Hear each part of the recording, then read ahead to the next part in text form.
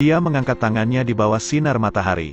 Sabit kematian panjang 100 meter jatuh. Untung dia berhasil mengelak. Dia melihat sekeliling dan menemukan tulang kering di tanah.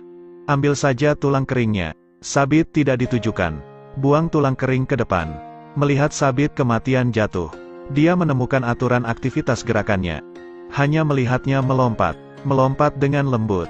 Lihatlah persimpangan dua sabit. Segera mengambil talinya. Fleksibilitas untuk bergerak di antara sabit. Akhirnya menemukan ruang.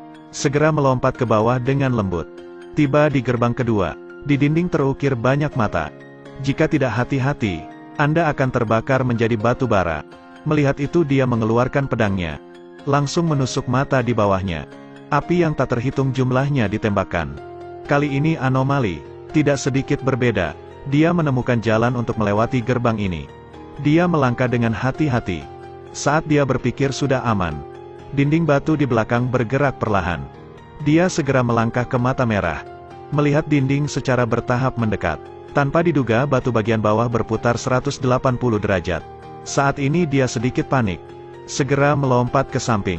Api menyembur. Untungnya tidak mengenainya. Dia maju 2 langkah. Saat akan melangkah lagi, mata berputar mengalihkan pandangan. Semua mata merah menghilang.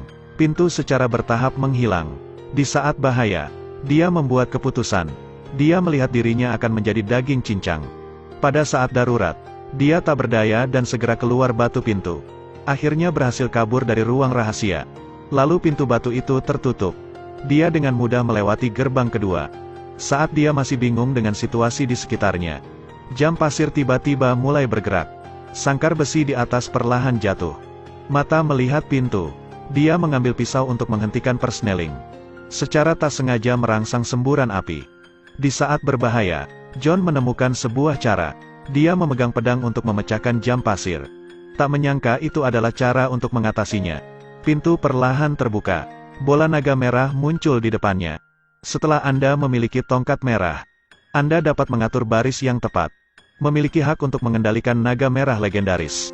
Bahkan ratu yang dapat memerintah naga emas juga tidak bisa mengalahkan naga merah.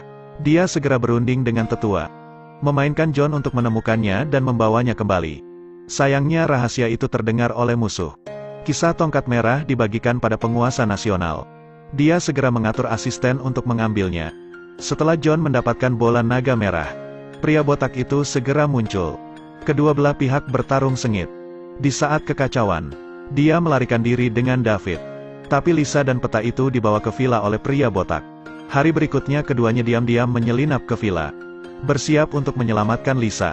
Lemparkan batu ke monster mata. Serangan itu menarik segerombolan pembela. Keduanya segera memasuki ruang rahasia. Lalu berbagi tugas. John pergi menyelamatkan Lisa. David mencari salinan peta. Tak butuh waktu lama bagi John untuk membuka pintu sel dan menyelamatkan Lisa. Tapi David tak seberuntung itu. Hanya melihatnya bersembunyi di ruangan. Dia tak hati-hati dan menginjak karpet sihir. Dia berjuang seperti itu. Tubuhnya tenggelam dengan sangat cepat. Saat itu sepatu ukuran 50 muncul. David diangkat seperti anak ayam. Lalu dibawa ke atap. Kini 2 orang datang tepat waktu.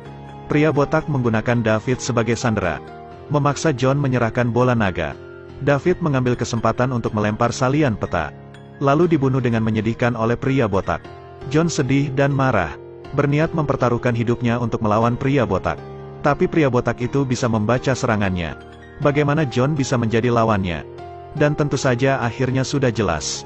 Pedang langsung menusuk ke tubuh John. Tapi di saat bahaya, Lisa menyerang pria botak dengan petir. Lalu segera membaca mantra untuk membuka gerbang teleportasi. Saat lawan memiliki masalah, dia membawa John melewati gerbang teleportasi. Lalu mereka mengikuti peta yang diberikan David. Pergi ke sebuah gua. Tapi anehnya hanya John yang bisa masuk. Ada dinding yang tak terlihat. Ternyata itu adalah efek dari bola naga. Saat dia meletakkan bola naga, suatu hal yang aneh muncul.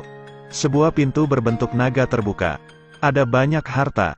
Dapat membuat orang menjadi kaya. Tapi siapakah John? Dia adalah orang yang melihat harta seperti sampah. Tiba-tiba dia melihat tongkat merah kerajaan. Itulah tujuannya. Kerangka kering menakutinya. John melihat kerangka kering.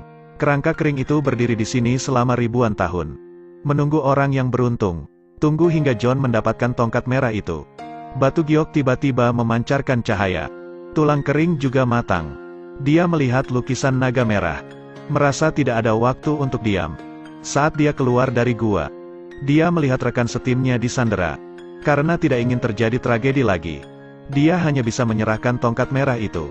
Setelah mendapatkannya, pria botak itu tak hanya memiliki hak untuk memerintah, tapi juga bisa pergi melalui gerbang teleportasi. Saat ini Ratu mengontrol serangan naga terbang. Bahkan jika lawan memiliki penyihir tingkat tinggi, tapi suku itu masih belum bisa menang melawan naga. Saat ini pria botak datang, memberikan tongkat merah untuk penyihir. Penyihir meningkatkan wibawanya, membaca mantra. Sinar merah yang tak terhitung jumlahnya muncul di langit. Dengan hati-hati menciptakan naga merah raksasa. Kedua kubu naga segera bertarung ke dalam jarak dekat. Naga merah sangat agresif. Naga emas pada dasarnya bukan lawannya. Pertempuran mundur sejenak. Untung John tiba tepat waktu. Di tangannya memegang pedang. Bertarung sengit dengan pria botak. Karena filmnya akan segera berakhir, kekuatan pemeran pria utama juga terungkap secara bertahap. Sekali lagi memukul mundur pria botak. Lalu membidik peluang yang tepat. Menggunakan keahliannya. Lalu melompat ke belakang pria botak. Menusuknya dan menjatuhkannya ke bawah.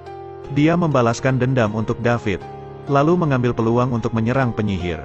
Segera bergerak mendekat, lalu bergegas mendorongnya jatuh. Tangan kanan melempar tongkat merah. Lalu pedang menghancurkannya. Saat ini Ratu juga tiba. Tangannya memegang tongkat emas. Bayangan hitam terlihat. Naga emas muncul di belakang penyihir. Lalu sekali tegukan langsung menelannya. Semua penjahat di sini dihancurkan. Misi naga emas juga selesai. Mereka meninggalkan tempat ini. John dan Lisa juga bisa hidup dengan tenang. Terima kasih sudah menonton. Ikuti terus Edelweiss Review untuk mendapatkan review film terbaru.